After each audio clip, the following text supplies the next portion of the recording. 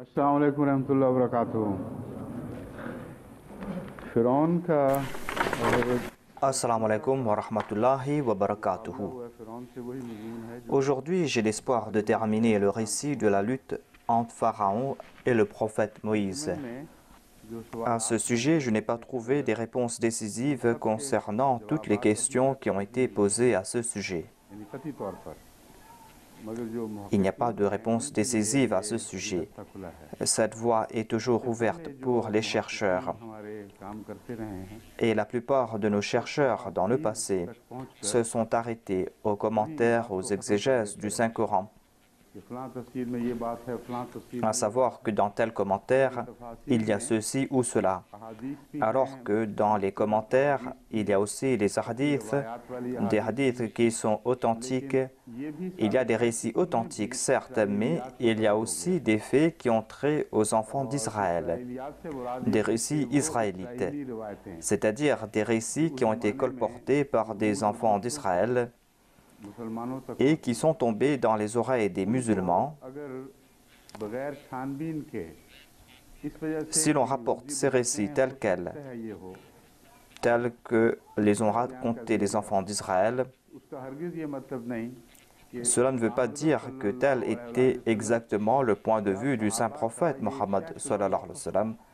On ne pourra pas dire non plus que tel était le point de vue de ses compagnons. में ऐसी लफ्ज़ियात भी दाखिल हैं Il y a aussi des choses futiles dans ces récits, des faits que l'on ne peut accepter en aucune manière.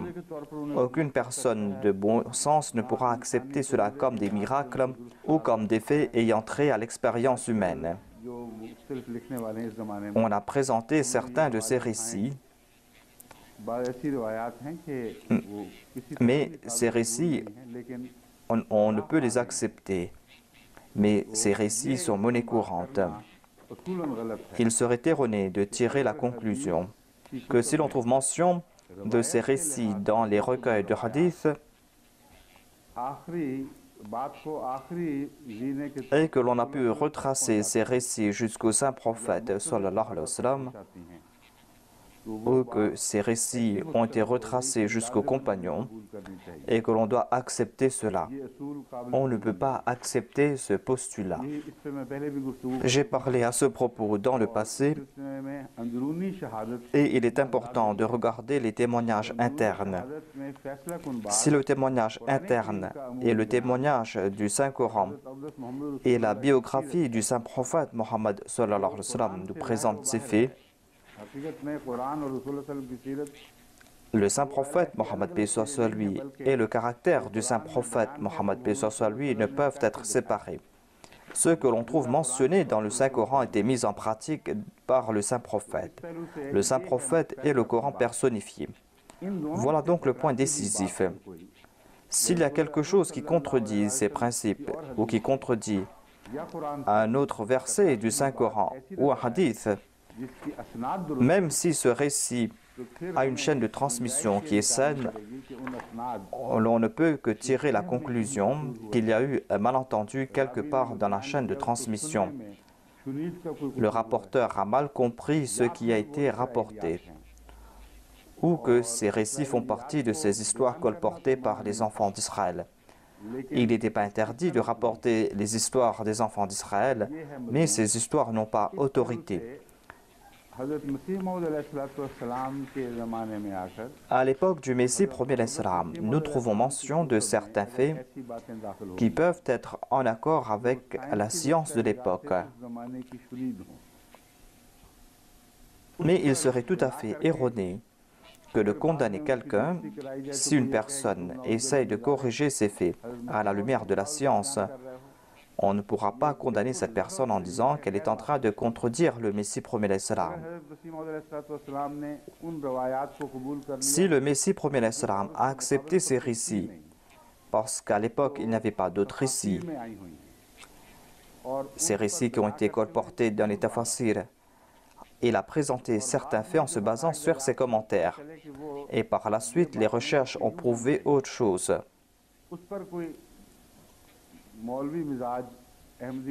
Et si un Ahmadi ayant le comportement d'un mullah est en train de dire que vous êtes en train de prouver faux le Messie promet l'islam, si on accepte sa conclusion, eh bien on va attribuer la même chose au saint prophète Mohammed paix sur lui. C'est pour cette raison que je suis en train de vous avertir. C'est-à-dire, vos commentaires doivent être respectueux. Vos commentaires doivent être en accord avec la logique, à savoir qu'il y a cette possibilité que le prophète de Dieu ou que certains de ses suivants aient accepté certains faits qui étaient présents à l'époque. Parce que ces personnes avaient entendu que ces récits et que ces personnes n'avaient pas trouvé d'autres témoignages pour contredire ces premiers récits. Ce n'est pas un péché d'accepter ces récits en toute innocence. Mais on ne peut pas dire non plus que ces récits sont tout à fait authentiques.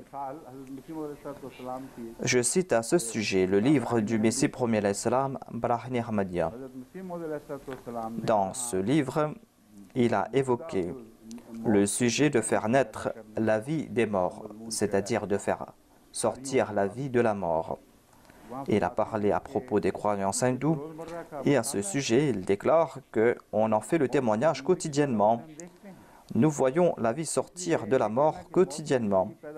C'est pour cette raison qu'on ne peut pas dire que la vie ne peut pas sortir de la mort. Selon son témoignage, il dit qu'après des pluies diluviennes,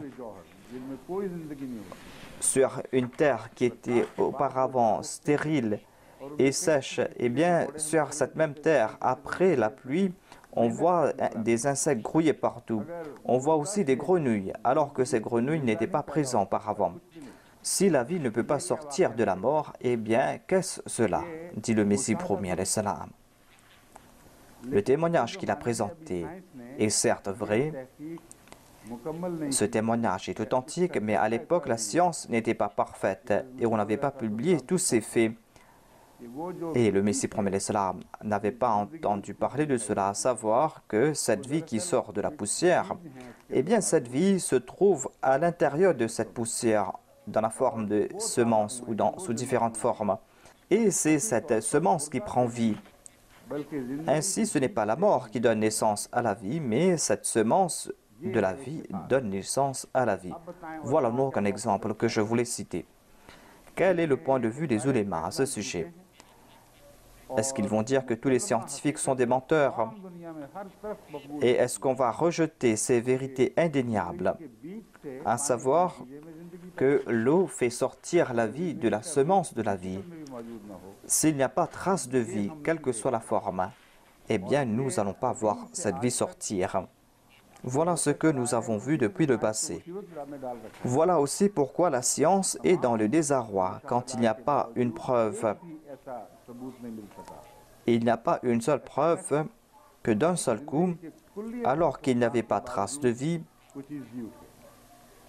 la vie commence à exister. Et puisque la vie existe, c'est aussi certain que la vie n'existait pas auparavant. Parce qu'auparavant sur Terre, il n'y avait que du feu, il y avait une atmosphère empoisonnée. Il y avait aussi des gaz nocifs.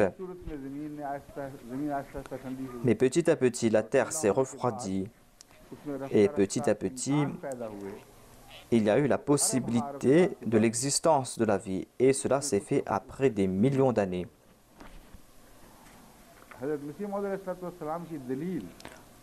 La preuve du Messie premier l'Islam n'est pas basée sur ce témoignage, mais en fait, il en est ainsi. Et les gens ne comprennent pas que lorsque nous sommes en train de faire ces commentaires, nous ne sommes pas en train de contredire le Messie premier l'Islam ou que nous sommes en train de rejeter ses faits. Au contraire, nous sommes en train de présenter des arguments qui n'existaient pas à son époque et que nous avons reçus aujourd'hui. Dire que les arguments qu'il avait présentés dans leur forme n'étaient pas exacts n'est pas manque de respect. Cela ne veut pas dire qu'on est en train de le rejeter. Cela ne veut pas dire non plus qu'on est en train d'affaiblir son point de vue. Au contraire, nous sommes en train de renforcer davantage ces arguments. puisque la vie n'existait pas. Les scientifiques eux-mêmes disaient que pour avoir la vie, il faut qu'il y ait une forme de vie latente. Mais à l'époque, il n'y avait aucune forme de vie. Mais ils voient que la vie commence à fleurir et que la création commence à exister.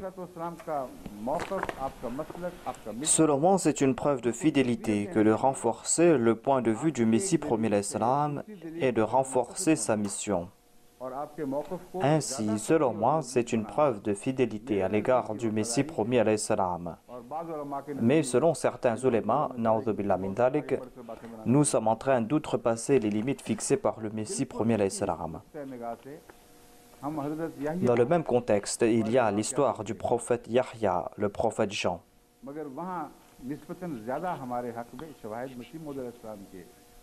Nous trouvons des témoignages en notre faveur dans les écrits du Messie premier l'Islam. À propos du prophète Jean ou Yahya, à plusieurs reprises, le Messie premier l'Islam a même écrit que le prophète Yahya a usé de paroles virulentes. Et c'est pour cette raison qu'il a été décapité et sa tête a été présentée. C'est un récit que je vais vous présenter pour vous faire comprendre ce principe. Il est important de le faire parce qu'aujourd'hui, il y a des rapports et des récits concernant Haman, concernant Karun. Il y a de tels récits qui nous ont été envoyés par des personnes qui disent que ces récits ne peuvent être acceptés, mais nous vous avons envoyé cela afin que vous puissiez tirer votre propre déduction. C'est pour cette raison que j'ai pensé qu'il vaut mieux que je présente mon point de vue concernant les récits du Messie premier l'Islam. Ce qu'a dit le Messie premier l'Islam concernait un débat. Le Messie premier l'Islam parlait avec une personne qui avait lancé des attaques odieuses à son encontre. Cette personne a dit au Messie premier l'Islam que vous êtes en train de proférer des paroles insultantes, blessantes, que vous êtes en train de proférer des insultes et vous vous dites être un prophète. On a lancé de temps en temps de telles attaques dans le passé comme on le fait aujourd'hui. Le Messie premier l'Islam a dit à son adversaire que, selon votre point de vue, eh bien, on va dire que le prophète Jean a proféré des paroles injurieuses et il a proféré des paroles insultantes et en fin de compte, il a été décapité et sa tête a été présentée sur un tableau. Allez-vous accepter ce comportement?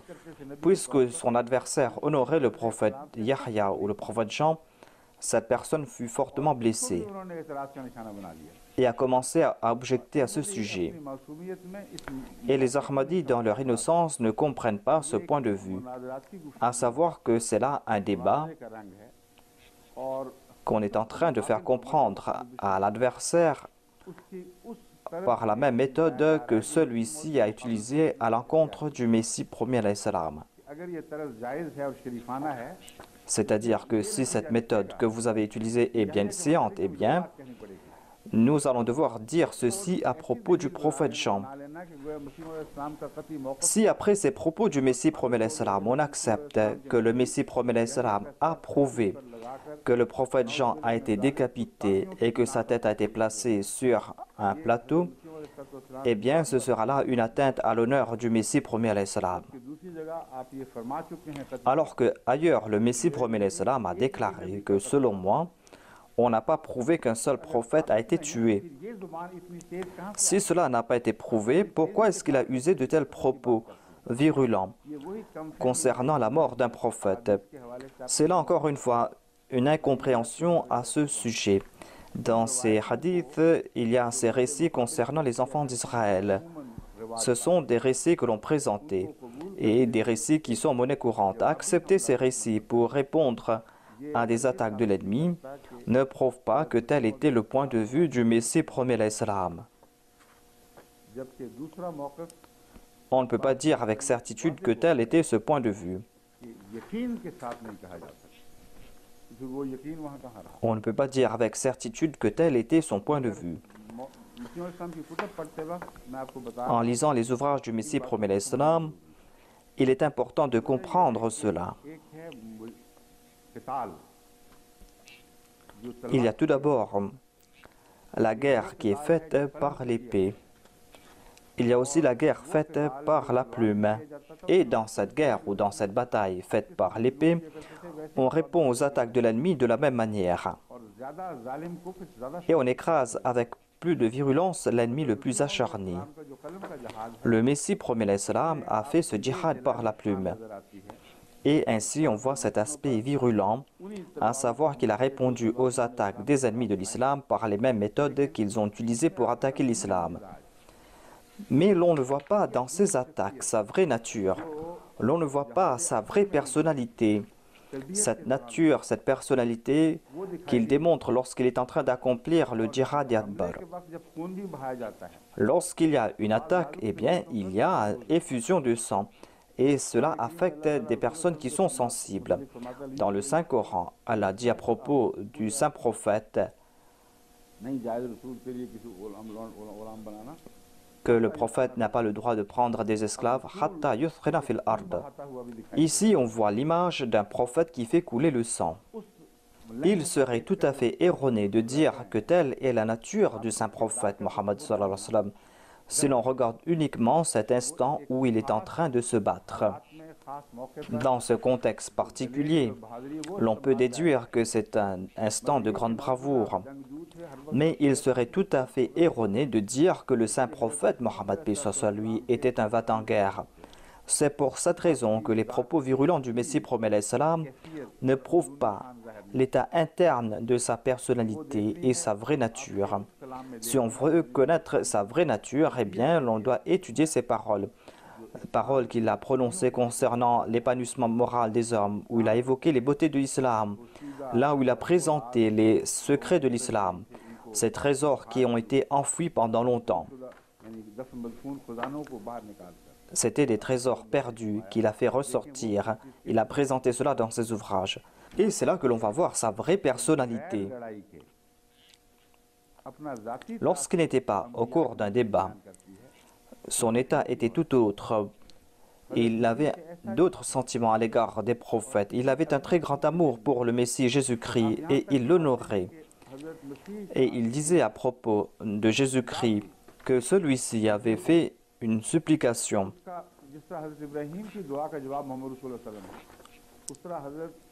Le saint prophète sallallahu alayhi wa sallam fut l'exaucement de la prière du prophète Abraham. Et le saint prophète fut la manifestation de la prière du Messie.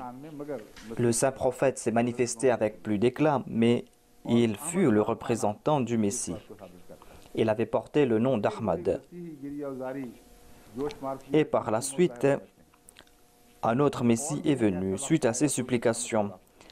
Et lorsqu'on va se rapprocher du jour de la résurrection, il y aura un autre Messie qui viendra. Un Messie qui va présenter des avertissements, mais un Messie qui sera rejeté complètement par les hommes. Personne ne l'acceptera. Le fait qu'il soit rejeté complètement va causer la perte totale de l'humanité. Ainsi donc, les paroles du Messie promet l'Islam à propos des prophètes hors des débats présentent en fait l'honneur qu'il conférait à ces prophètes. C'est là quelque chose de très grandiose et le Messie promet l'Islam a aussi prouvé sa fidélité à l'égard des descendants les plus éloignés du saint prophète Mohammed sallallahu alayhi wa sallam.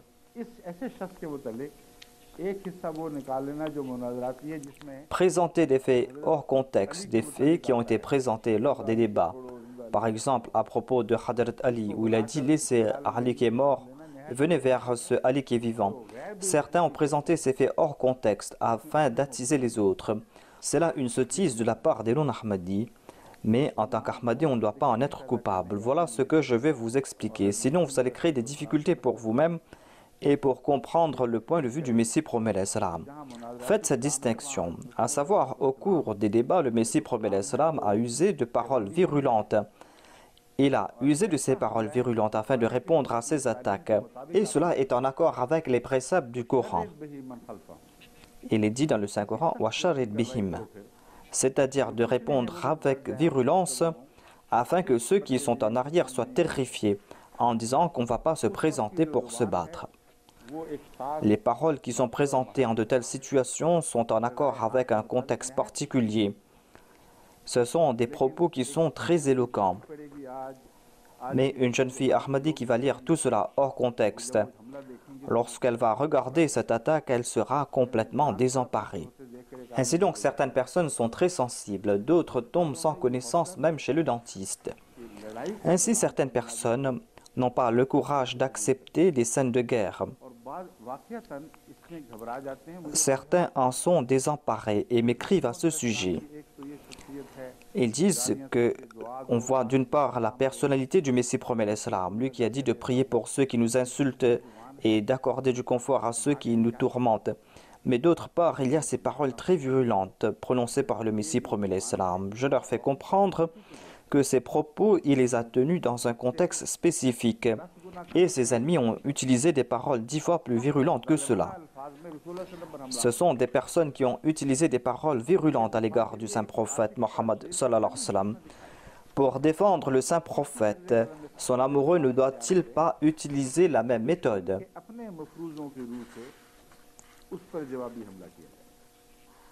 Est-ce qu'il ne doit pas utiliser de la même méthode pour répondre à ces attaques?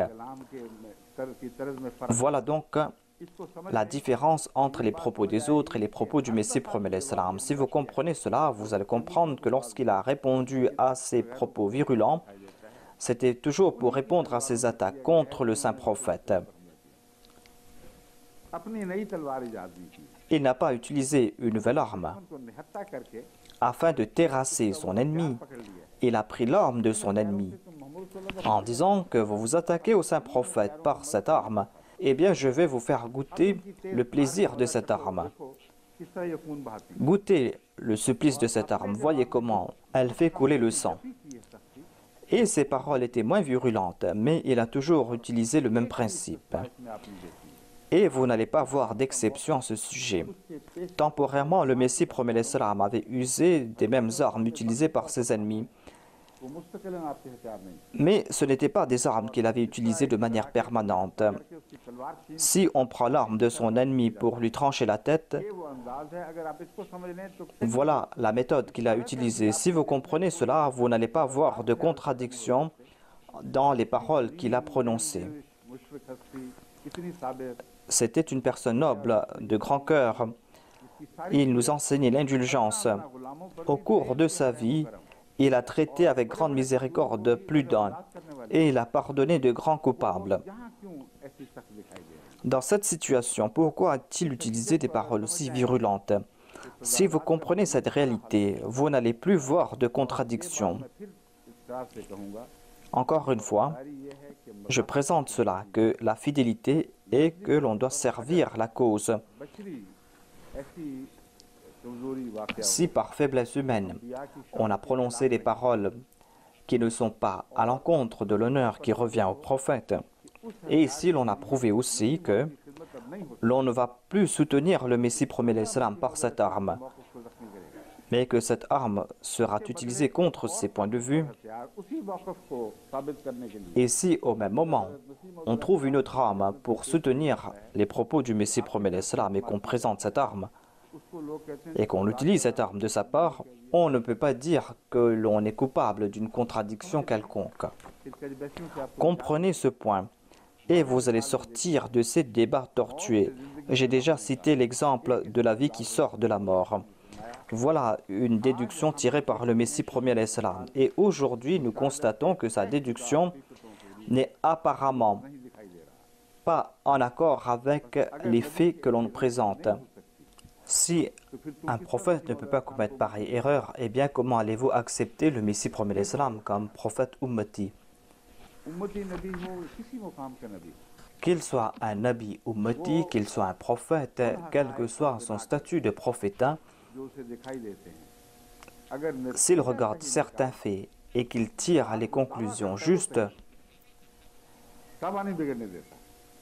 et que ces déclarations sont exactes, alors ce ne sera pas là une atteinte à l'honneur des prophètes.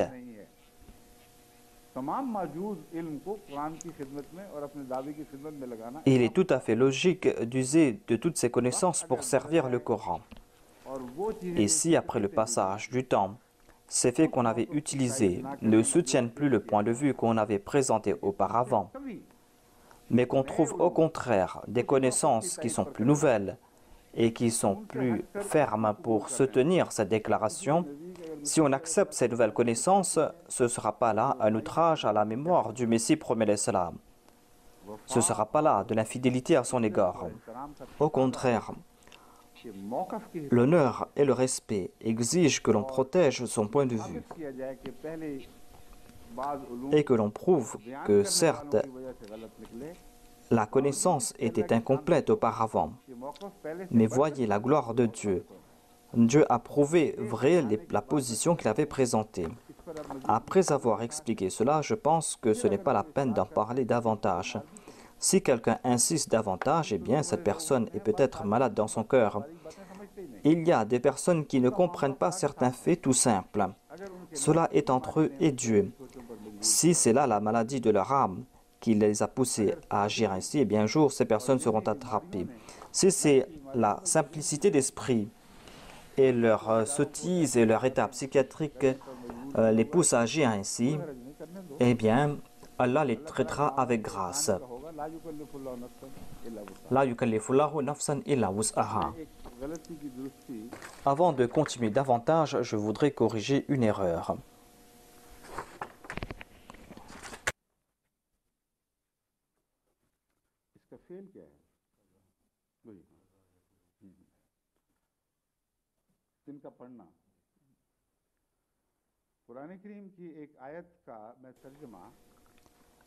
Je présentais la traduction d'un verset du Saint-Coran, mais je comprenais à tort le sens de ce mot. Par la grâce de Dieu, nos ulémas m'ont corrigé et ont attiré mon attention à ce sujet. Il y a le mot « irzi fihi ». Je croyais que « irzi » était un mot et « fi » était un autre mot.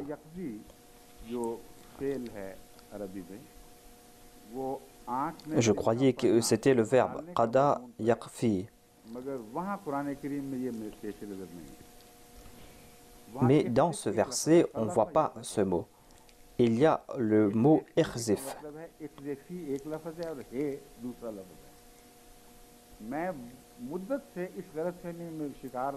Pour une longue période, je croyais que c'était des mots distincts. Je croyais que « irzi » était un mot et « fi » était un autre mot. C'est là une grâce de Dieu que hier, quand j'ai expliqué cela, c'est là qu'on a attrapé mes erreurs. Sinon, on ne m'aurait pas attrapé lorsque je présentais la traduction. Puisque la traduction était en accord avec le contexte, c'est pour cette raison que les ulémas ne m'ont pas attrapé. Mais dans mon commentaire, lorsque j'ai présenté ce mot comme deux mots distincts, certains de nos ulémas, par exemple Jamilur Rahman Saheb et Mubarak Muslihuddin,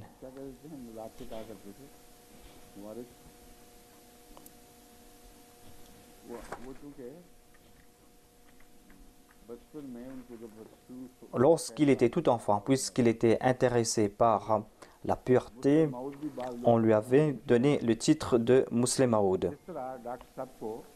Tout comme ici, on donne le titre de docteur Taqwa à notre médecin. Ce ne sont pas là de bonnes actions, ce ne sont pas là des faits louables. Avec de telles plaisanteries, on va se rapprocher de ces choses qui sont condamnées par le Saint-Coran. Il est dit « La tanabazu bil alqab ». Ce monsieur s'appelle Mubarak Muslih. Et en raison de sa bonne nature, en raison de ses bonnes manières, et puisqu'il insistait sur le fait d'être une personne pure, on lui avait donné le titre de Muslih Maoud. Mais je présente mes excuses ici. Ce n'est pas quelque chose de bon, ce n'est pas quelque chose de responsable, de respectable. Ce n'est pas bien de donner de tels sobriquets. On peut certes donner des sobriquets par amour, cela n'est pas condamné par le Saint-Coran. Le Saint-Coran interdit ces sobriquets qui blessent les cœurs. Sinon, à l'époque du saint prophète Mohammed paix soit lui, parmi les Arabes, on donnait ces sobriquets par amour. Par exemple, il y a Abu Huraira, qui est le père du chat. Mais puisqu'il n'y avait pas un aspect blessant dans ce sobriquet, c'est pour cette raison qu'on acceptait cela, et cela ne tombe pas dans cette catégorie. En tout cas, M. Mubarak Muslihuddin et l'autre monsieur ont attiré mon attention à ce sujet. Donc, il y a ce verbe « irzifi ». Moi, je croyais que c'était deux mots distincts. Et c'est sur cette base que j'ai présenté cet argument. Tous acceptent que le verbe utilisé ici est « qadhafa ».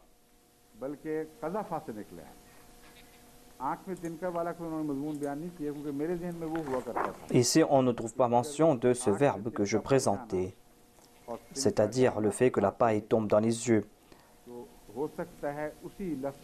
Il se peut que je l'ai dit, mais que j'ai présenté un autre sens et que j'ai cru que cela voulait dire que l'on doit placer dans le panier. Voilà donc l'erreur que j'ai commise. C'était là une erreur de ma part. On m'a dit que le verbe est qazafa, yakhzifu. Cela veut dire placer quelque chose dans un autre objet. Ainsi donc, l'explication que je présentais s'arrête là. Voilà donc un exemple. C'est-à-dire, par innocence, j'ai commis une erreur. Et ainsi s'arrête le commentaire que je présentais. Mais le fait est tel quel. Si vous me faites comprendre cela, ce ne sera pas un manque de respect. Au contraire, c'est une faveur. Car auparavant, je lui disais que nous sommes en train d'étudier jusqu'à présent. Nous sommes des étudiants permanents. Par exemple, ces personnes, parmi elles, il y a de grands érudits, je ne vais pas citer des exemples, mais il y a quelqu'un qui m'a présenté un point de vue, je lui dis que votre point de vue n'est pas exact, et cette personne a accepté son erreur. Ainsi, Subhanallah est la meilleure parole en de telles situations, c'est-à-dire seul Allah est exempt de telles erreurs, personne n'est exempt de ces erreurs. Lorsqu'on sait qu'on a commis une erreur, on doit l'accepter immédiatement, sinon on ne sera plus un étudiant. Si l'on n'est pas un étudiant, l'on ne pourra pas non plus enseigner aux autres. Le saint prophète, paix soit lui, a lié la quête de la connaissance et l'enseignement.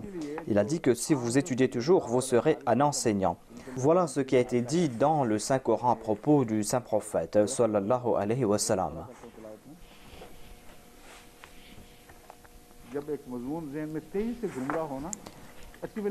Par exemple, lorsqu'on est en train de réfléchir à propos d'un sujet, eh bien, des fois on oublie ce qu'on est en train de dire et on ne se souvient pas de ces paroles ou de ces sujets. Dans le Saint-Coran, il est dit « darasta », c'est-à-dire « est-ce que tu as appris cela ?»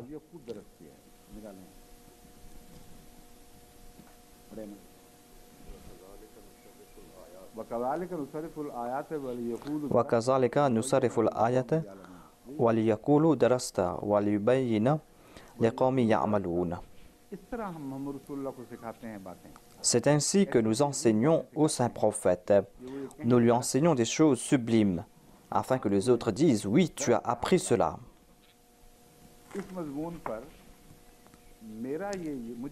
Selon moi, une autre nuance du verbe darasa, c'est d'enseigner. Le terme darasa veut dire apprendre, certes. Mais généralement, les ulémas disent que darasa veut dire apprendre, cela ne veut pas dire enseigner. Mais on ne va pas comprendre ce verset si on n'applique pas ces deux sens. Lorsque j'ai fait des recherches, j'ai trouvé des références de l'imam Razi. Il a dit que darasa signifie apprendre, mais darasa signifie aussi enseigner dans un sens. Et voilà le sens de ce verset. C'est pour cette raison que le hadith du saint prophète, paix soit sur lui, s'applique ici. C'est-à-dire, tu as enseigné tout comme tu as appris. Tu l'as fait à la perfection. C'est-à-dire que tu as fait pleuvoir sur eux cette connaissance qu'ils sont contraints de dire que tu as très bien appris de ton Seigneur et tu nous as très bien enseigné. Ainsi donc, la base de ce hadith se trouve dans ce verset. À savoir que si vous allez bien apprendre, vous allez bien enseigner. Mais si vous le faites par orgueil, si vous n'acceptez pas une vérité en croyant que cela va porter atteinte à votre honneur, eh bien, ce sera là le comble de l'ignorance et on doit en demander pardon à Dieu. En tout cas, je suis reconnaissant envers ces personnes qui m'ont attiré l'attention. Il y a M. Mubarak Muslihuddin Saheb, M. Jamil Rahman Rafiq. Je vais maintenant retourner vers le sujet d'hier. Des fois, je parle à propos de certains sujets et j'en tire un grand plaisir. Et j'abandonne le fil conducteur du commentaire et je pars à droite et à gauche. J'espère que cela ne lasse pas les gens. C'est quelque chose de plaisant aussi, je pense. Cela a trait au commentaire, même si le sujet diffère un peu. Ainsi, je parlais à propos de Pharaon. Et il y a la question de Haman. Ensuite, il y a la question de Karun. Qui était Karun? Et le Saint-Coran évoque aussi les armées de Karun. Le Saint-Coran parle de Firauna wa Hamana. Ensuite, il est dit wa junudahuma. C'est-à-dire que ces deux forces avaient leurs armées séparées. Karun était quant à lui un ministre des Finances. C'était une personne influente. Et il appartenait au peuple de Moïse. Et lors de la lutte avec Pharaon, ces trois personnes devaient être présentes. Voilà la recherche à faire. Il est important de connaître qui sont ces personnalités. Il est important de savoir où se trouve ce trésor. Celui qui essaiera d'amener ces trois personnes à l'époque du pharaon Ménéptah sera voué à l'échec.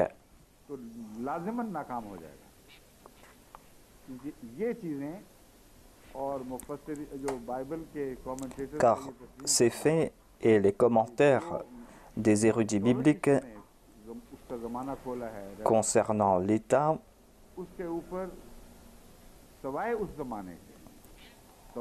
eh bien, sachez que tous ces détails ne peuvent s'appliquer qu'à l'époque du prophète Moïse. Et cela ne s'applique qu'à l'époque du pharaon Ramsès. Son règne fut très long, son règne fut glorieux.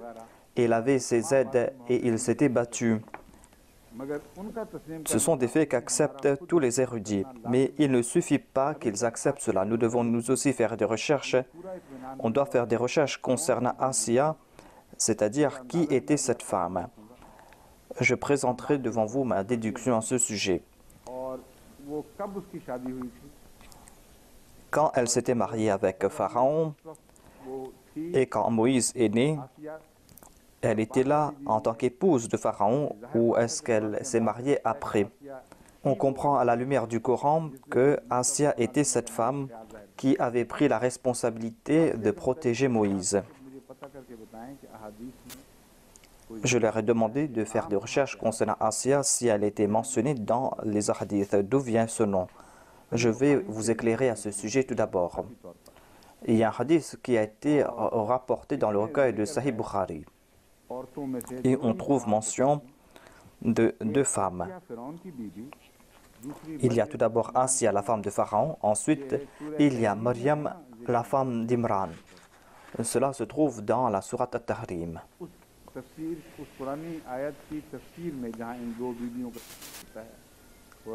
On trouve mention de ces deux femmes, mais le Coran ne mentionne pas le nom de la femme de Pharaon. Le Saint-Coran mentionne uniquement l'épouse de Pharaon. Le Saint-Prophète nous dit que le nom de cette femme est Asiya. J'ai fait des recherches à propos de son nom. Et on a trouvé une femme à l'époque de Ramsès. Elle était parmi les épouses royales.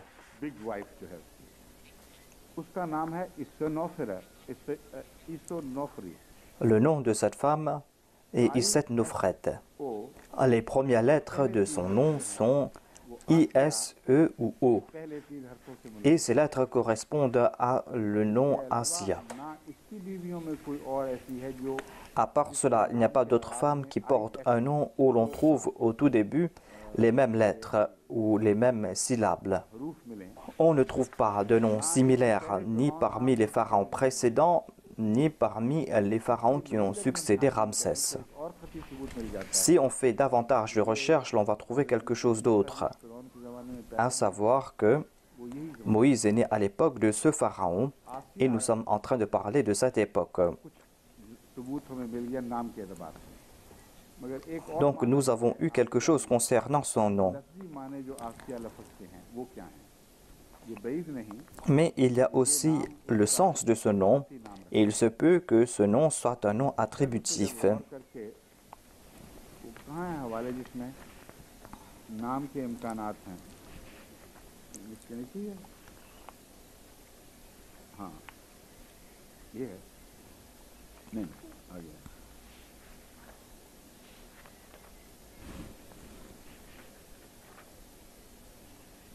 कहाँ है इसके नीचे हैं? पढ़ा तो था मैंने कहीं फिर कागजों में है ये ठीक है अच्छा पहले आ गया है असाहो या Ce nom est dérivé d'un verbe qui signifie राबहु व अज़्ज़हु उसका इलाज que से ताज़ियत की l'on s'est occupé d'un malade, l'on a présenté ses condoléances. Voilà un des sens du mot Asia, celle qui présente ses condoléances, celle qui s'occupe des malades. रहा है और मैं यही समझता रहा हूँ वो है Et je vous présente un autre sens. अफ़िया अलैहि हज़िना Ce sens est être triste. जो पाए जाते हैं ना गम के माने Et il y a le sens de Yas, de la tristesse. नाम है अगर सिफाती नाम है Voilà donc ce nom attributif. क्योंकि Quran Et voilà le sens que l'on peut en déduire, car le Saint-Coran nous fait comprendre qu'elle était très triste et qu'elle suppliait Dieu, à savoir, « Ô mon Seigneur, libère-moi de ce tyran. » ईमान ले आई Et elle avait cru dans le prophète Moïse. को मुफस्सिरीन Conséquemment, फर्जी कहानियां les exégètes ont présenté des histoires farfelues sans fondement. On ne trouve pas de tels récits, même parmi les récits rapportés par les enfants d'Israël, c'est-à-dire que Pharaon l'a torturé, l'a persécuté. Ce sont des histoires farfelues. Mais le Saint-Coran nous fait comprendre qu'elle était très triste et qu'elle était très aigrie en raison des actions de Pharaon. Et elle priait, « Ô mon Seigneur, accorde-moi la liberté et donne-moi une maison au paradis. » On avait posé cette question, que peut-être que Pharaon ira au paradis ou pas. Il se peut qu'il soit pardonné et qu'il soit admis au paradis. S'il en est ainsi, मुसीबत बन गई eh bien, Asia, la pauvre, sera en grande difficulté. Elle a demandé le salut et voilà qu'elle trouve Pharaon dans le paradis. Ce ne sera pas possible. C'est pour cette raison que ce sont là des histoires farfelues. Elle a demandé le salut et certainement Pharaon se trouve en enfer. Le fait que Asia ait demandé le paradis, qu'elle ait demandé qu'elle ait une maison au paradis, nous fait comprendre que Pharaon ne se trouvera pas au paradis. कहानी तौर पर Ainsi, voilà Asia, c'est peut-être Issed Nofret, le nom dont je vous ai présenté. नौफरे पॉसिबल नाम है लेकिन मुहक्किकीन Voilà le nom plausible, Issed Nofret. Mais les chercheurs doivent faire davantage de recherches à ce sujet. Et il y a un autre point que l'on peut déduire du Saint-Coran, उस बीवी ने फिरौन से à savoir que quand cette femme a dit à Pharaon कहते हैं ताकि हम इस que nous allons adopter cet enfant afin que nous en fassions un fils adoptif, हम कहती हैं elle n'a pas dit moi, जिसका मतलब elle a dit nous. फिरौन के दूसरी Ce qui nous fait comprendre que Pharaon n'avait pas d'autres enfants de la part de ses autres épouses. Pharaon n'avait pas encore d'enfants d'autres femmes. और ये उस Et Asia était en train de dire à Pharaon qu'il se peut que nous n'ayons pas d'enfants. तो लावज मरना फिरौन के लिए बहुत ही जिल्लत का मुझे Et Pharaon, mourir sans enfants était une grande humiliation. C'est pour cette raison que Pharaon lui a donné la permission d'adopter cet enfant. कसरत से उसकी औलाद हुई Mais par la suite, ce Pharaon a eu un grand nombre d'enfants. जो Et Ménéptah, था जब वो बादशाह बना है qui avait 7 ans lorsqu'il fut Pharaon, और जिस était son 13e fils. उस Et avant que décède Ramsès, avant lui, avaient décédé 12 de ses fils. Quand est-ce qu'il est né? À quelle époque? Maintenant, je vais vous présenter les faits du Saint-Coran et des faits présentés par des égyptologues. Les faits présentés par le Saint-Coran sont certains et les faits présentés par des égyptologues sont des hypothèses. Tous sont d'accord que Ménéptah avait 60 ans lorsqu'il est monté sur le trône. Quand Ramsès est décédé, il avait 60 ans. De combien était-il le cadet de Ramsès, afin que l'on puisse connaître sa date de naissance? Si on accepte que Ramsès, le pharaon, est décédé à l'âge de 95 ans, et nombre de chercheurs sont d'accord à ce sujet, alors on va dire que Ménéptah est né quand Ramsès avait 35 ans. La question maintenant, c'est de savoir quand est-ce que Ramsès est monté sur le trône. Et après cela, on va aussi savoir l'année de sa naissance après que Ramsès est monté sur le trône. À ce sujet, on dit que Ramsès est monté sur le trône entre l'âge de 18 et 29 ans. S'il a régné jusqu'à l'âge de 95 ans, eh bien, il était plus petit que son père de 35 ans. Si son père fut pharaon à l'âge de 29 ans,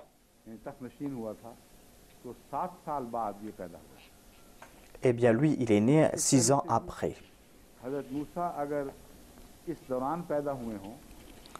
Si Moïse est né au cours de cette période, eh bien, ce ne sera pas quelque chose d'étrange. Si on accepte les autres récits,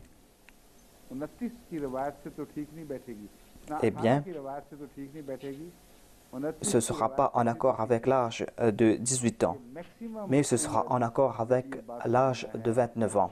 L'âge maximum quand il est monté sur le trône, c'est 29 ans. En me basant sur cet âge de 29 ans, j'ai lié cela avec son âge maximum, qui est 95 ans. Et Ménéptah était plus petit que son père de 35 ans.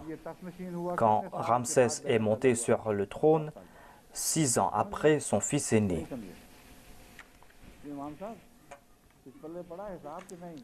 Imam Saheb, avez-vous compris ce que j'ai dit? Si vous n'avez pas compris, eh bien les autres aussi ne vont rien comprendre. C'est là une contrainte de ma part. Je dois expliquer cela même si cela va prendre du temps. On dit que le pharaon avait au maximum 95 ans.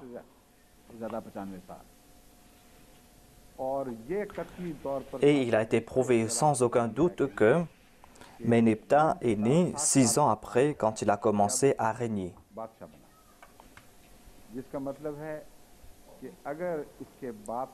Cela veut dire que si son père est décédé à l'âge de 95 ans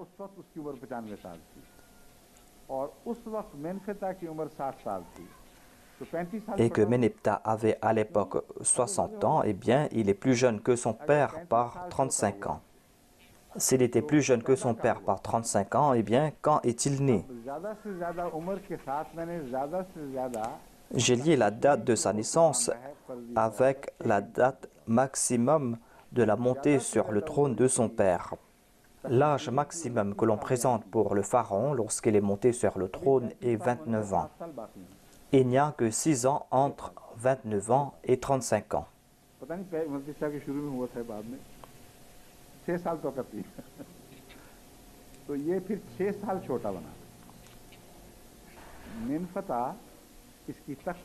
Ainsi, Ménéptah était plus petit que Moïse par 6 ans.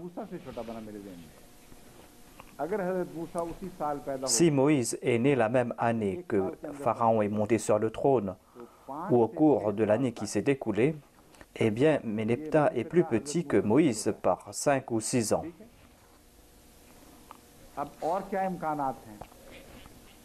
Quelles sont les autres possibilités?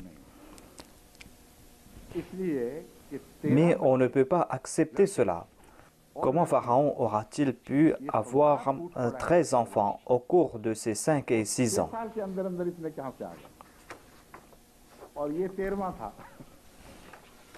Et Ménéptah était le 13e enfant. C'est pour cette raison que nous devons chercher d'autres récits, des récits qui sont plus acceptables, mais qui présentent des périodes encore plus longues. J'ai fait une analyse à ce sujet et selon un récit, il est dit que Séti avait régné pendant 14 ans. Et après cela, il a régné. On dit que Ramsès avait 18 ans ou 18 ans au maximum. On dit que Séti avait régné 11 ans, mais selon certains historiens, il avait aussi régné 14 ans. Si Ramsès est né après que Séti est monté sur le trône, eh bien Ramsès avait entre 14 ou 13 ans lorsque Séti est mort. Ainsi peut-on accepter qu'un pharaon qui a 14 ou 13 ans lorsqu'il est monté sur le trône, on ne peut pas imaginer qu'un pharaon qui était encore enfant, qui avait entre 13 et 14 ans, qu'il est une femme et qu'ils étaient en train de parler à propos des enfants. On ne peut pas accepter cela. Ainsi donc, ce scénario contredit ce que nous présente le Saint-Coran. C'est pour cette raison que l'on doit se demander s'il n'était pas plus âgé. Nous avons fait des recherches et on est tombé sur une stèle où on trouve une déclaration de ce pharaon qui déclare que quand mon père était en train de célébrer le fait qu'il était monté sur le trône et lorsqu'il est apparu en public pour la première fois, moi j'étais un tout petit enfant et je jouais dans ses girons. Et il a placé sur ma tête une couronne et a dit qu'aujourd'hui, lui aussi, il va régner en tant que roi. Et c'est un enfant qui a beaucoup de capacités. Et il a placé sa confiance en moi. Et il m'a accordé de grandes responsabilités. Voilà la déclaration que l'on trouve sur une stèle de ce pharaon. Si on laisse de côté ses habitudes à être orgueilleux, car telles étaient ses habitudes, c'était un pharaon très arrogant. Et il n'y avait pas de pharaon plus arrogant que lui. Il était si arrogant que certains historiens ont dit qu'il était celui qui utilise le burin.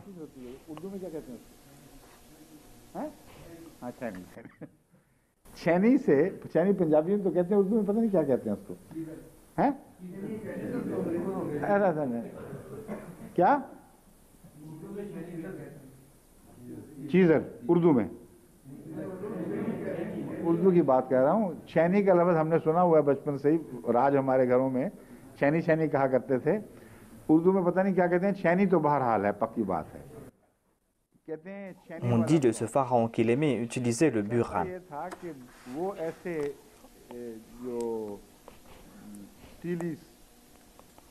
Sur certaines de ces stèles, on avait préservé l'histoire de certains pharaons.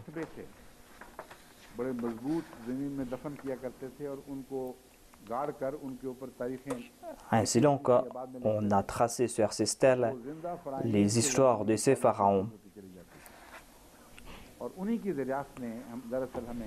C'est grâce à ces stèles qu'on a connu l'histoire des pharaons d'Égypte. Selon les historiens, ces stèles ont une grande importance. Mais ce pharaon a raconté beaucoup d'histoires à propos de sa personne. Et on n'accepte pas tout ce qu'il dit. Les historiens disent qu'on ne doit pas accepter tout ce qu'il dit car en fait, il effaçait les histoires des pharaons du passé. Il enlevait leur nom avec du burin et il plaçait son nom à la place du nom de ces pharaons. Et ainsi, il voulait faire croire à ceux qui allaient venir après qu'il avait accompli de grandes œuvres. Ainsi, nous n'allons pas accepter toutes les histoires qu'il a racontées. On ne sait pas à quel point il a dit la vérité. Mais il ne peut pas nier l'histoire de son époque. C'est pour cette raison que nous allons devoir accepter ces faits. Il a présenté des faits qui concernent sa naissance. C'étaient des faits connus et il ne pouvait y avoir de contradiction à ce sujet. S'il n'y a pas de contradiction avec ce sujet, eh bien, on doit accepter cela.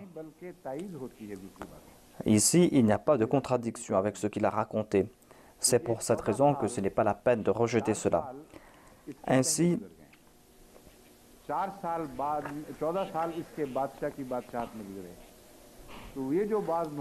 selon certains historiens, il est monté sur le trône à l'âge de 18 ans. Et cela est tout à fait vrai. Lorsqu'il est monté sur le trône à l'âge de 18 ans, il y a un laps de temps entre lui et son fils ou son 13e fils. Cela veut dire que si ce pharaon est décédé à l'âge de 95 ans, il y avait une différence de 35 ans. Il est monté sur le trône à l'âge de 18 ans. 17 plus 18 fait 35. Ainsi, au cours de cette période de 17 ans, ou au cours de cette période de 12 ans, ce pharaon a pu avoir 13 enfants. Ce n'est pas quelque chose d'impossible, car il avait un grand harem. Et il était fier du fait qu'il avait des épouses, qu'il avait aussi des concubines.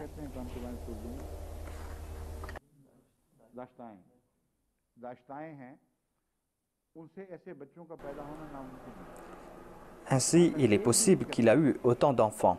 En ce qui concerne une de ses épouses, Isset Nofré, elle est la même qui est la mère de Ménepta. La mère de Ménepta avait 4 enfants. Elle avait 4 fils. Cela est en accord avec ce que nous dit le Saint-Coran. C'est-à-dire, quand Moïse est né, la femme qui lui a accordé la protection s'appelait Isset Nofré, c'est-à-dire Asiya. Cette femme n'avait pas d'enfant. Moïse est né immédiatement après le début du règne du pharaon. Et dès que le pharaon a commencé à régner, il a donné des ordres de tuer les enfants d'Israël. Son père était un grand ennemi des enfants d'Israël.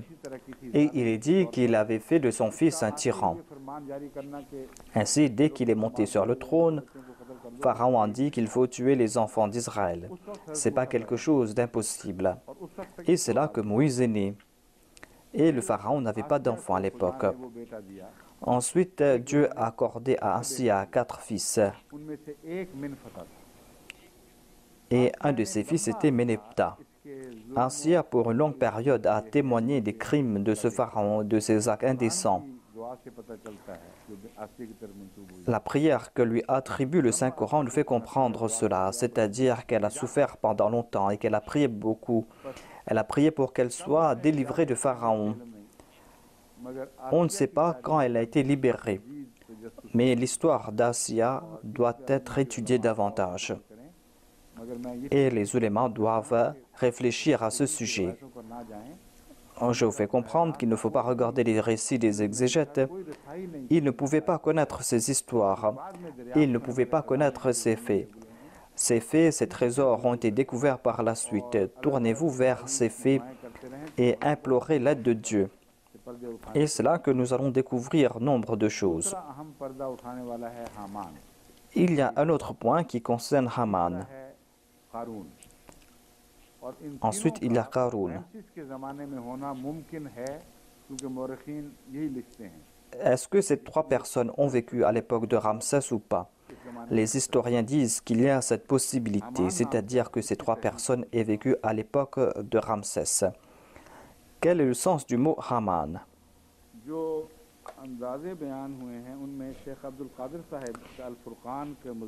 Monsieur Cheikh Abdul Qadir a écrit un article sous le titre d'Al-Furqan. Il a cité un ouvrage qui s'appelle Egypt under the Pharaohs. Et il a cité le nom de l'auteur.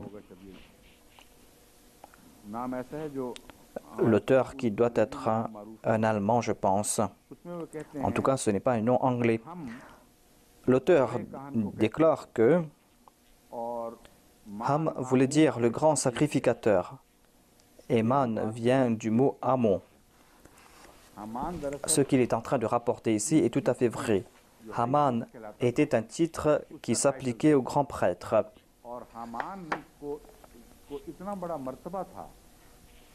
Haman avait un très grand statut et Pharaon Ramsès avait fait de son fils aîné le grand prêtre. Et il avait un grand pouvoir. Selon les recherches, l'on a trouvé que lorsque Pharaon a célébré ses 30 ans, il avait ce fils. C'est-à-dire, lorsque Ramsès a célébré ses 30 ans, son fils aîné était toujours vivant. Ensuite, jusqu'à l'âge de 50 ans, on trouve à 9 reprises mention de ses anniversaires.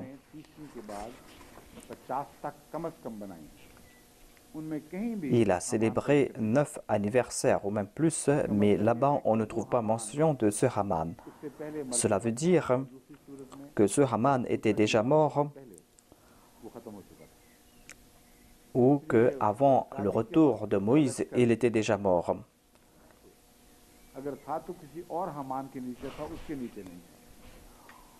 En tout cas, on n'a pas trouvé son corps après la noyade. Et Pharaon avait dit à Haman de bâtir pour lui un édifice. Ce Haman était un autre Haman ou un autre grand prêtre. Le Coran nous fait comprendre que Pharaon a dit à Haman de bâtir pour lui un édifice. Et l'histoire prouve que ce Haman, qui était son fils, ce grand prêtre qui était son fils, était mort avant le retour de Moïse. Et il n'était pas présent lorsqu'il y a eu cette lutte entre Pharaon et Moïse. Les fils de Pharaon sont morts rapidement et il a vu la mort de 13 de ses fils, de ses yeux. En tout cas, on trouve mention de ces 2 armées dans le Saint-Coran. On doit faire des recherches à ce sujet. Et grâce à cela, l'on a compris que Pharaon avait 2 armées. Ce Ramsès avait 2 armées. Ainsi, on comprend que c'est lui-même ce Pharaon. Il y a une référence qui a été apportée par Sarah Safi.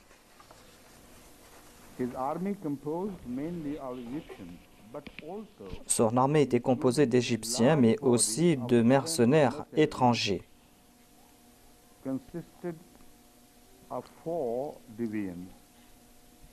Et son armée était faite de 4 divisions, selon les noms de Dieu. Une des divisions était Amon, qui s'applique à Haman. Le chef de cette division était Haman.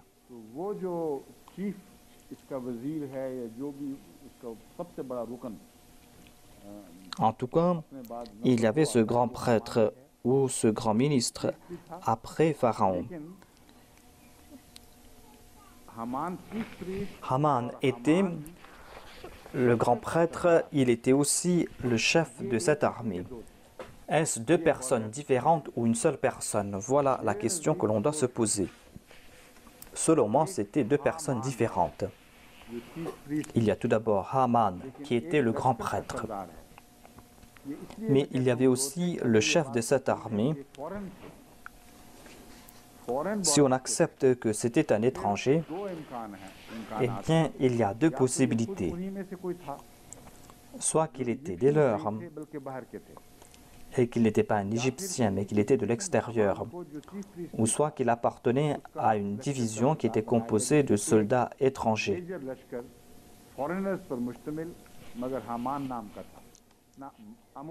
Il y avait cette division qui s'appelait Amon. Le Saint-Coran déclare c'est-à-dire ces 2 armées, Pharaon et Haman, étaient tous des pécheurs. सबूत मुहैया होता C'est là un autre point qui prouve la véracité du Saint-Coran. Le Saint-Coran a évoqué avec minutie l'histoire de ce pharaon कि मौरखीन जिसको बाद में आने वाले चिली की मदद et से les historiens qui sont venus plus tard ont découvert ces faits sur les stèles. Ils ont dû accepter ce qui est écrit sur ces stèles. Mais 1400 ans de cela, le Saint-Coran nous a présenté ces faits. Mais cela ne s'applique pas au pharaon Méneptah. 100% इस पर आती हैं। फिर मिनफता तो हजरत मूसा से Ces faits s'appliquent uniquement au pharaon Ramsès. Et de toute manière, Méneptah était plus petit que Moïse. Il n'aurait pas pu dire à Moïse que tu es né devant moi. Peut-on dire à une personne qui est plus grande que soi de 20 ans que tu es né devant nous? बिल्कुल कतई है, इसमें मुझे जरा भर भी शक नहीं कि कुरान करीम Donc, il n'y a pas de doute que le Saint-Coran nous présente un seul pharaon. Moïse est né à l'époque de ce pharaon. Moïse a grandi entre les mains de sa femme. Ensuite, Moïse est retourné à l'époque de règne de ce même pharaon alors qu'il avait 40 ans. Et Méneptah a régné bien longtemps après. मुकाबले हुए Ensuite, il y a eu cet affrontement entre Moïse et Pharaon Pharaon a échoué. ये जो हवाला है ये chambers encyclopedia से लिया गया है। ये जो Ce récit se trouve dans Chambers Encyclopedia. C'est là-bas où l'on trouve mention de ces deux armées. बहुत अहम हवाला ये निकला है।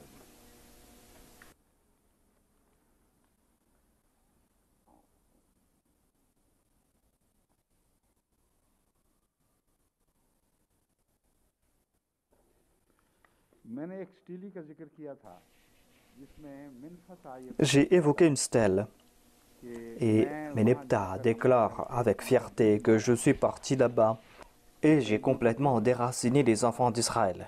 मैंने उससे इस्तेमाल किया था कि अगर यहाँ इतने लंबे J'ai tiré la conclusion que si on va débattre à ce sujet et s'il y aura eu une telle bataille, pourquoi est-ce qu'il est parti là-bas pour les déraciner? Pourquoi est-ce qu'il n'a pas tué ici même les enfants d'Israël? On aurait pu aussi dire qu'il avait besoin des enfants d'Israël en Égypte comme esclaves. बाहर वालों के दुश्मन बना हुआ है, लेकिन C'est pour cette raison qu'il est parti à l'extérieur pour les exterminer. Mais encore une fois, c'est quelque chose de très farfelu.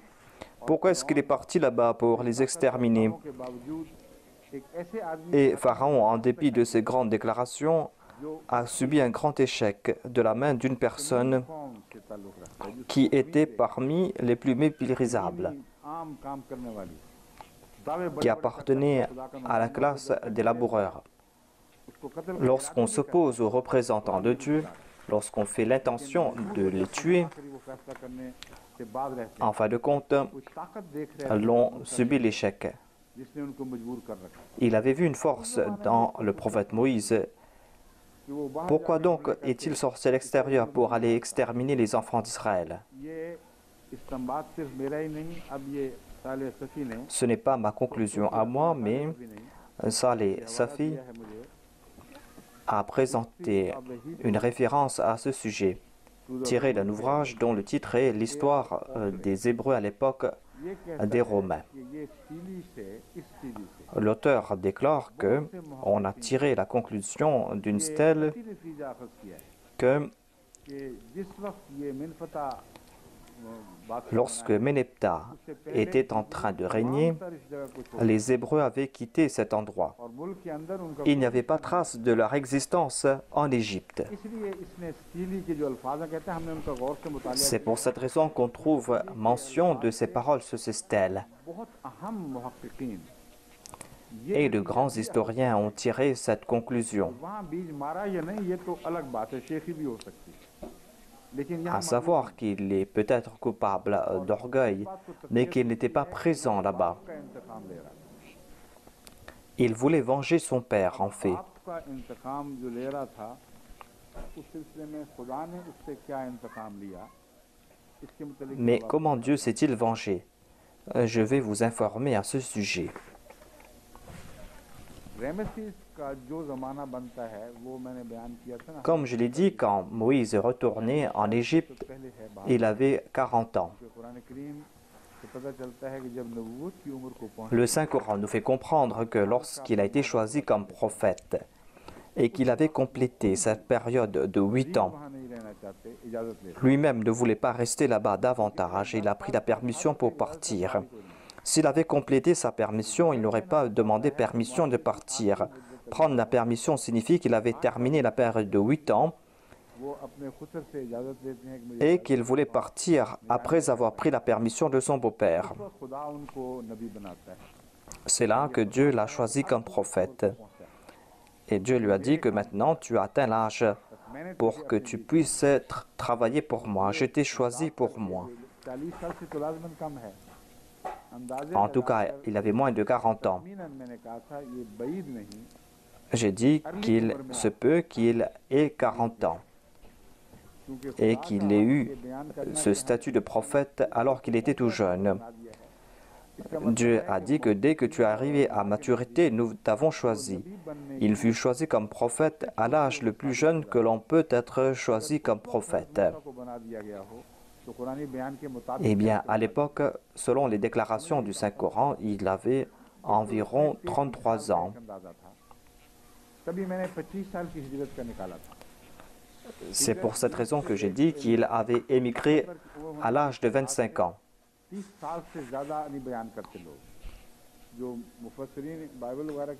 Il avait entre 25 et 30 ans lorsqu'il est sorti de l'Égypte.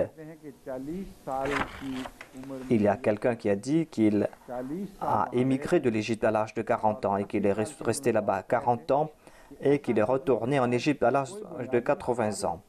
C'est une histoire illogique qui change complètement l'histoire. C'est quelque chose que l'on ne peut accepter. C'est le Coran qui nous présente ces faits tels quels. Ainsi, lorsqu'il est retourné en Égypte, il avait entre 33 et 40 ans. S'il avait 33 ans, en tout cas, il était plus petit que Pharaon. Ménephta était plus petit que lui de 30 à 35 ans.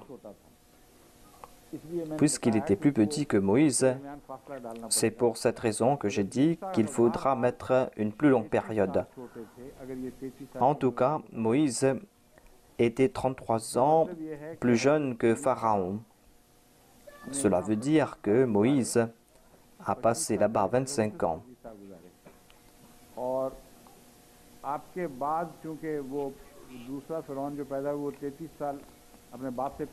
Et Ménephta était plus jeune que son père de 35 ans. Lorsque Moïse a émigré de l'Égypte à l'âge de 25 ans, il venait de naître, Ménephta.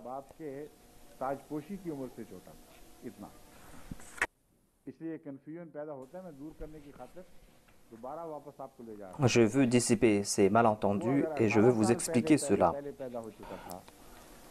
Si ce pharaon Ménephta est né 18 ans avant, eh bien, ajoutez 18 à 25. 25 est l'âge de l'immigration de Moïse hors de l'Égypte.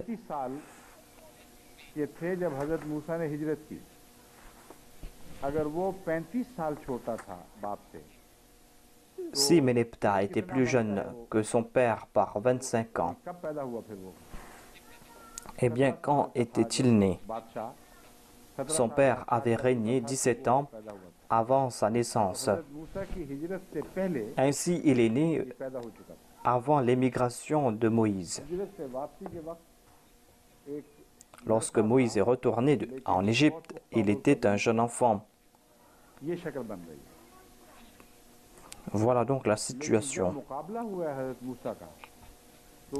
Mais lorsqu'il y a eu cet affrontement entre Moïse et Pharaon, eh bien, à la lumière du Saint-Coran, il se peut que Moïse ait vécu entre 8 et 10 ans en Égypte par la suite.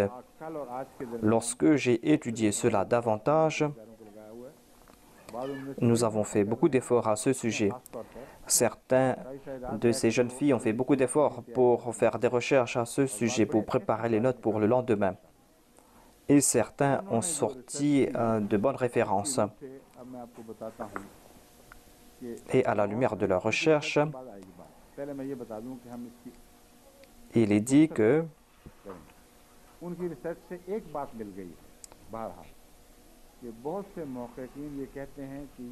beaucoup d'historiens ont déclaré que cette période en Égypte a duré 10 ans. इसके साथ मुहक्किकीन की राय भी मुत्तफिक हो गई। Ainsi donc, les historiens sont en accord avec ce que j'ai dit. J'ai tiré cette déduction du Saint-Coran et ainsi l'on comprend encore une fois la gloire du Saint-Coran. Les déductions que l'on tire de ces versets du Saint-Coran sont exactes. Et les historiens ont fait des recherches et ont présenté le même chiffre.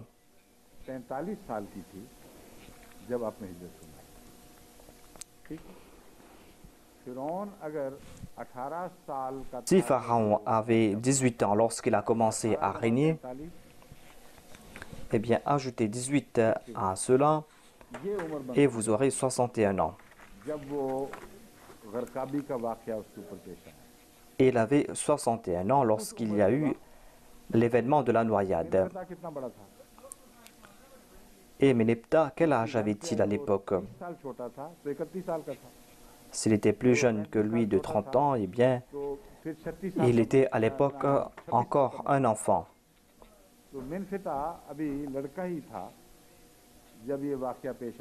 Ainsi, Ménéptah était un enfant lorsqu'il y a eu l'incident de la noyade. À l'âge de 61 ans, jusqu'à sa mort, est-ce que Pharaon a vécu une vie de supplice? Est-ce qu'il a vécu comme un signe de la colère de Dieu ou bien est-ce qu'il était ce Pharaon glorieux? J'ai préparé le terrain pour que vous puissiez comprendre cela, afin que vous puissiez accepter ces faits.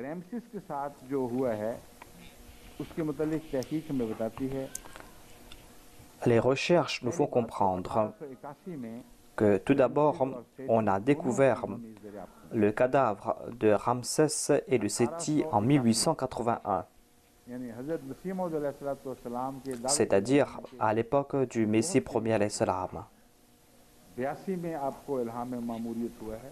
En 1882, le Messie premier alayhi salam a été choisi par Dieu comme prophète et on a découvert la momie de Ramsès en 1881. Et cela renforce mon point de vue que Dieu a fait connaître ses trésors à l'époque du Messie premier alayhi salam.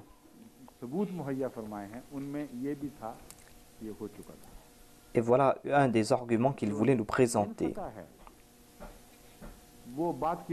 La momie de Ménéptah a été découverte par la suite.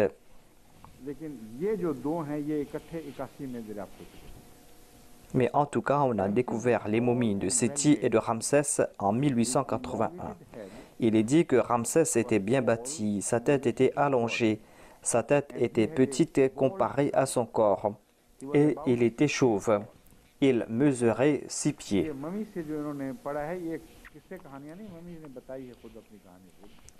Voilà donc les témoignages de sa momie, à savoir qu'il mesurait 6 pieds et sa tête était très élevée, c'est-à-dire on voit l'image d'un roi arrogant.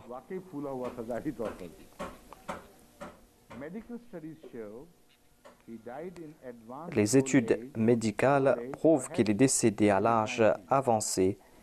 Il avait peut-être 90 ans. Ainsi, il avait entre 90 et 95 ans. Ainsi, ce ne sont pas là des histoires. Les études radiologiques prouvent qu'il avait l'arthrite de la hanche et qu'il devait marcher avec beaucoup de souffrance. Afin de briser son arrogance, lui qui marchait avec arrogance, eh bien, il boitait d'un pied et il souffrait beaucoup lorsqu'il marchait. Et ainsi, il clopinait quand il marchait.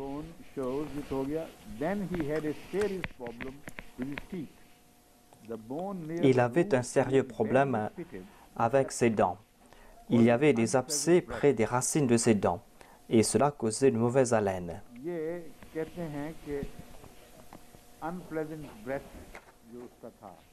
Il avait une mauvaise haleine, disent les chercheurs.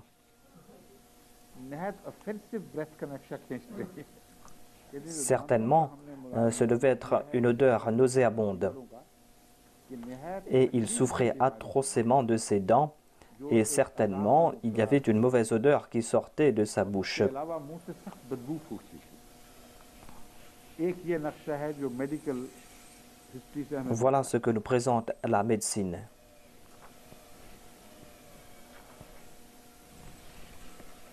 दूसरा doctor Rosalie David mysteries of the mummy. Le docteur Rosalie David a écrit à propos du mystère des momies. À propos du pharaon Ramsès, elle dit que selon nos recherches, elle avait la sclérose qui a duré pendant plusieurs années. Cela veut dire que lorsqu'il s'est affronté à Moïse, il a vécu 30 ans. Par la suite, il a eu cette maladie, une maladie qui l'avait empêché de marcher. Et il souffrait aussi de ses dents. Et certains médecins disent qu'il est décédé de cette maladie et qu'il avait beaucoup souffert. Et les médecins disent qu'il a eu cette sclérose des artères. Et cela aurait affaibli sa mémoire.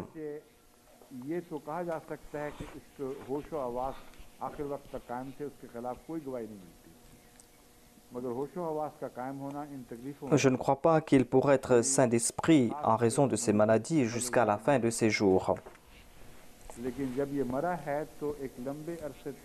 En tout cas, il est mort après une longue période et il était dans un état d'incapacité.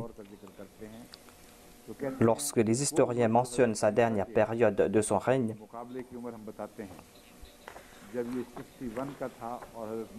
eh bien, lorsqu'on mentionne cette période lorsqu'il avait 61 ans, l'histoire après cet âge de 61 ans est complètement mort.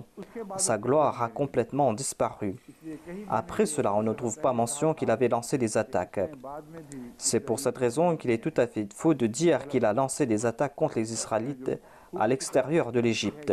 Cela a été prouvé et puisque cela allait à l'encontre de mon point de vue, mais puisque j'ai lu cela, c'est pour cette raison que j'étais contraint de le présenter. Il est vrai qu'après cet âge de 61 ans, il n'a pas lancé d'attaque à l'extérieur de l'Égypte et son pouvoir était en déliquescence. Il y a eu des invasions de l'extérieur, il y a eu ce déclin graduel. Le Saint-Coran a dit que, après cet incident, ils ont perdu leur gloire d'antan et ils ont été déracinés. Et ce sont les enfants d'Israël qui ont hérité de cette terre, eux qui étaient considérés comme des faibles sur la terre. Certains pensent que la prophétie est faite aujourd'hui et que le lendemain, la prophétie s'est réalisée. Il y a une longue période de préparation selon le Saint-Coran. Ainsi, il fut affaibli physiquement au tout début. Et si mon point de vue est exact, il en fut ainsi. Ainsi, c'est ce même pharaon qui est sorti de la noyade, mais qui était dans un état déplorable. Il est resté en vie, certes, mais il a vécu en tant que malade, il était handicapé et il avait perdu sa gloire d'antan. Et lorsqu'il est décédé, c'est là que Méneptah a lancé des attaques pour se venger. Il a lancé ces attaques là où le peuple de Moïse s'était établi. Il faisait des efforts pour s'établir là-bas.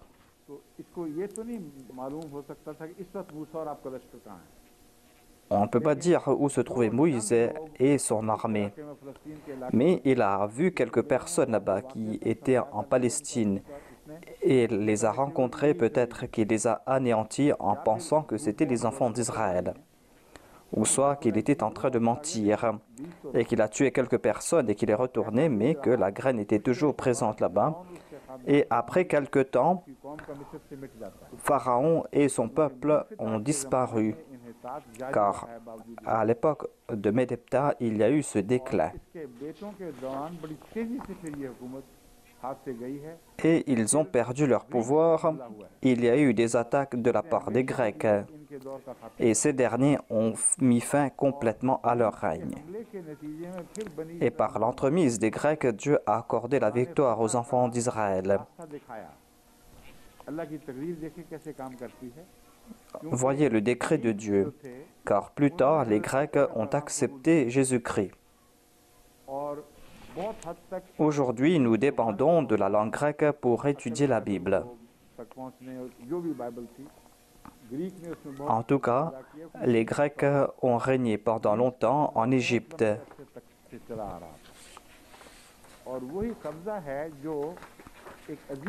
Ces Grecs ont fait main basse sur l'Égypte et c'est ainsi que Dieu s'est vengé. Ceux qui régnaient en maître en Égypte ont été les esclaves de Jésus-Christ. Et les enfants d'Israël ont régné sur ce pays. Voilà donc le décret de Dieu. Mais cela ne veut pas dire que la prophétie s'est réalisée un seul jour. L'histoire s'est transformée et voyez comment Dieu change ces situations.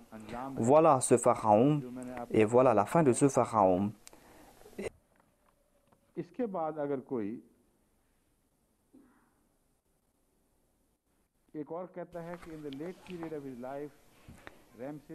Un autre écrivain écrit que Ramsès était sénile dans la dernière partie de sa vie et qu'il y a eu des rébellions sur la frontière.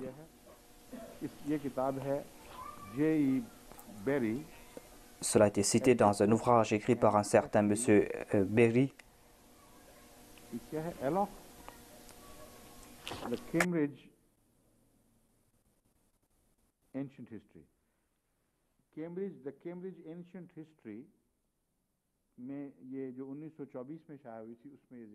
Cet ouvrage a été publié en 1924. The various pharaohs, Leonard Cockrell, Evans Brothers Limited 1968 में भी इसी से मिलते-जुलते मज़मून की बातें मिलती हैं. On trouve des récits similaires dans d'autres ouvrages aussi. En tout cas, maintenant, je vais conclure cela. En tout cas, je pense qu'en dépit de tout cela, il est important de faire davantage de recherches à ce sujet. Je n'aime pas ce point de vue que j'ai présenté, le fait que Pharaon ait eu la vie sauve. Je ne suis pas intéressé par ce point de vue. Au contraire, je veux présenter le contraire. Ce que je désire, c'est que l'on trouve la momie ou le cadavre de ce Pharaon qui s'est affronté à Moïse et qui est mort lors d'une noyade. Et c'est là que l'on pourra dire que son corps a été sauvé, mais que sa vie n'a pas été sauvée. Mais puisque les témoignages prouvent le contraire, puisque tous les témoignages historiques prouvent le contraire, c'est pour cette raison que je n'ai pas d'autre choix que de présenter cette traduction. C'est-à-dire que ce n'est pas le moment de croire maintenant, nous n'allons pas sauver ton âme, certainement nous allons te maintenir en vie. C'est pour cette raison qu'en dépit de la noyade, nous allons te maintenir en vie. Mais même si tu es en vie, la foi ne va pas t'accorder davantage. Voilà le principe éternel présenté par le Saint-Coran, c'est-à-dire que le repentir à l'approche de la mort ne sert à rien. Voilà cette indication évoquée ici. Si Dieu accepte ce repentir, eh bien, cette personne ira au paradis. Voilà la conclusion à tirer. Mais je ne dis pas qu'il n'y a pas d'autres possibilités. S'il y a d'autres possibilités, eh bien, montrez cela. Ma défaite ici sera aussi ma victoire. Car moi, je veux montrer le miracle du Coran et je veux protéger le Saint-Coran d'une attaque vicieuse. Et je veux le faire en étant soutenu par le Saint-Coran. Je ne suis pas en train de faire des efforts pour sauver un cadavre. J'ai étudié le Coran et le Coran a présenté des arguments infaillibles et en grand nombre. Et c'est à la lumière du Coran que je vous ai présenté cette histoire, alors que personne n'a présenté l'histoire de Pharaon sous cet angle. Et selon moi, toute l'histoire s'est mise en place comme les pièces d'un puzzle. Si quelqu'un veut prouver le contraire, eh bien ce n'est pas un péché. Faites preuve de taqwa Mais maintenant, c'est à vous de prouver cela. Montrez ce pharaon à qui s'applique l'histoire présentée par le Saint-Coran, c'est-à-dire un pharaon qui a vécu si longtemps, à propos de qui tous les historiens sont contraints d'accepter que cet affrontement entre Moïse et Pharaon s'est passé à l'époque de Ramsès. Car ils disent que tous ces faits de l'histoire s'appliquent avec l'époque de Pharaon.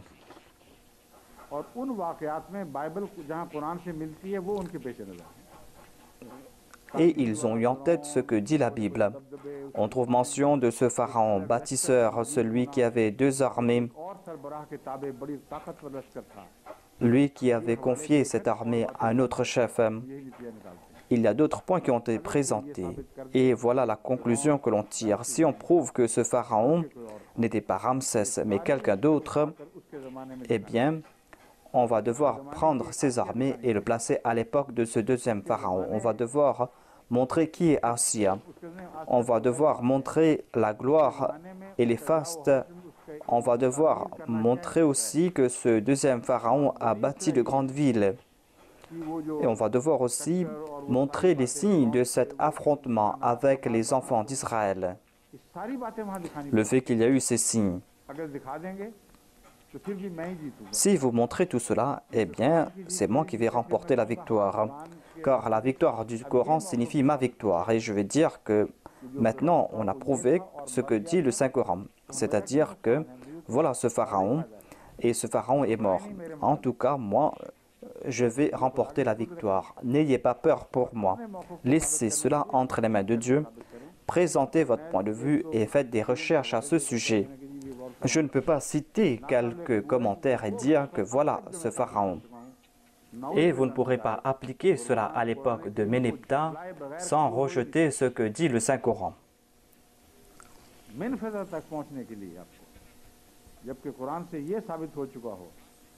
Alors que le Saint-Coran prouve que c'est au début du règne de Ramsès qu'est né Moïse. Et le Saint-Coran déclare qu'il est retourné à l'âge de 40 ans.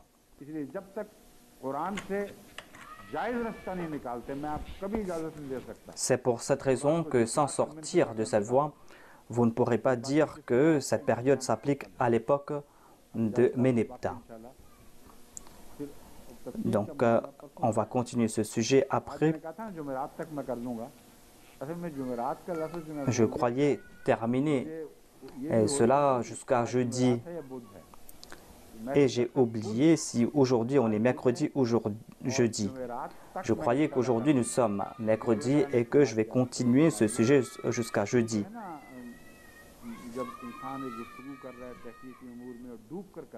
Lorsqu'on est épris par quelque chose, l'on oublie certains faits. Et c'est là que l'on réalise ce que l'on dit, car on se sépare de ce monde lorsqu'on parle. J'ai cité ce verset, Inna fi khalqi samawat. J'ai récité ce verset à plusieurs fois. Mais j'ai cité ce hadith et j'ai oublié le sujet autour.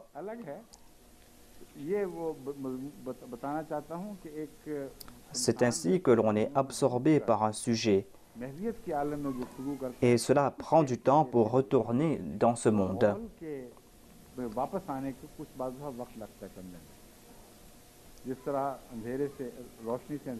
Tout comme quand on entre dans une chambre noire, les yeux prennent du temps avant de s'adapter.